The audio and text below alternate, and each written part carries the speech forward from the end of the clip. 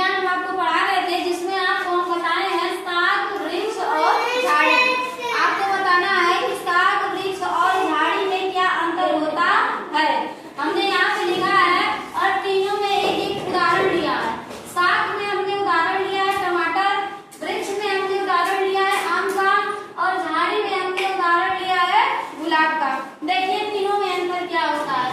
साग में जो पौधा होता है टमाटर का, उसकी ऊंचाई कैसी होती है बच्चों? छोटा, छोटी ऊंचाई होती है, ठीक है। और तना किस कलर का होता है? हरे कलर का होता है। और तना कोमल होता है और कैसा होता है? पतला है। और यह जो पौधा होता है टमाटर का, यह भूमि के निकट होता है, यानी कि भूमि से सटा होता है। समझ में आया? हाँ। आगे देखिए वृक्ष, वृक्ष में हम क्या लिए हैं? आम। आम के वृक्ष की जो ऊंचाई होती है ज्यादा होती है, ठीक है।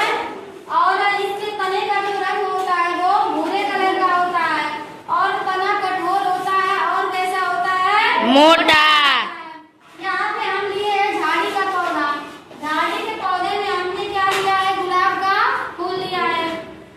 तो गुलाब का पौधा आप लोग देखे होंगे, जो उसकी ऊंचाई होती है वह बहुत ज्यादा ऊंचाई नहीं होती है, ना बहुत कम होती है ना बहुत ज्यादा होती है, मध्यम ऊंचाई होती है। समझ में आया? हाँ। और तने का रंग कैसा होता है? भूरा। और तना जो होता है गुलाब के पौधे का तना वो कठोर होता है और पतला। और जो गुलाब का पौधा होता है वह भूमि के निकट होता है, आम के वृक्ष के जैसा नहीं होता है। तो ये हो गया साग, वृक्ष और झाड़ी में अंतर, जिसमें हमने तीन पौधों के नाम लिए उदाहरण के तौर पर और ये हमने आपको समझाया। समझ में आया कि नहीं? हाँ। और भी उदाहरण बता दें? हाँ।